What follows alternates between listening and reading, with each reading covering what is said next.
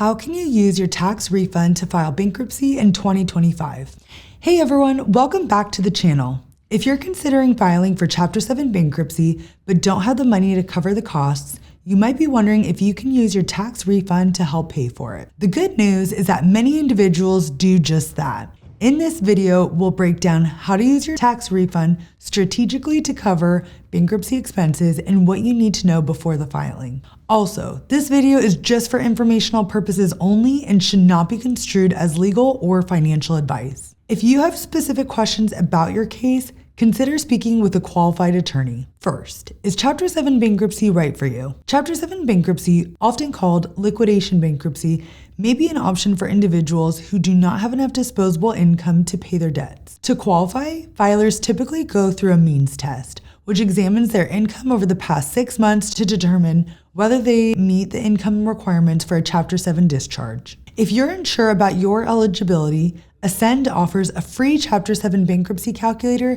to help estimate your qualifications based on the most recent median income figures. It's also important to understand what debts may be discharged. Many unsecured debts, such as credit card balances, medical bills, and personal loans, may be eliminated through Chapter 7. However, some debts, such as student loans, child support, and certain tax obligations, are usually not discharged. Second, using your tax refund to file for Chapter 7. One of the biggest challenges of filing for Chapter 7 is affording the costs involved.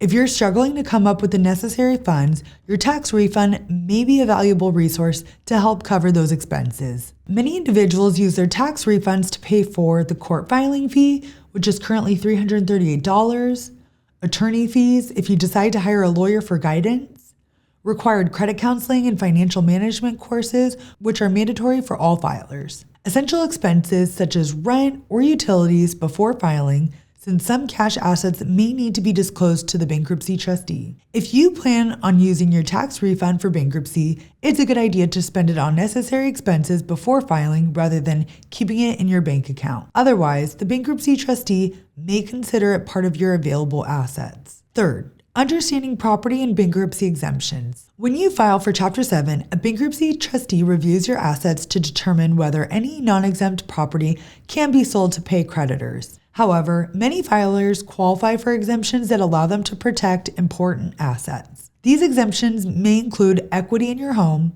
personal property, and vehicles up to a certain value, but the specific rules vary by state. Understanding how exemptions work before filing may help you make informed decisions about how to use your tax refund strategically. 4. Planning for pro se filing versus attorney assistant. If you want to save money, you may be considering filing without an attorney, also known as pro se filing. While this may reduce costs, bankruptcy law can be complex, and errors in filing can lead to delays or even dismissal of your case. Some options that may help simplify the process include bankruptcy form filing software like Fresh Start Finance, which offers step-by-step guidance. These tools may help ensure accuracy while reducing the burden of handling everything yourself. 5th, steps to file Chapter 7 using a tax refund. If you've decided to use your tax refund to cover the costs, here's what the process may look like. Step 1, start by collecting important financial documents such as credit reports, tax returns, pay stubs,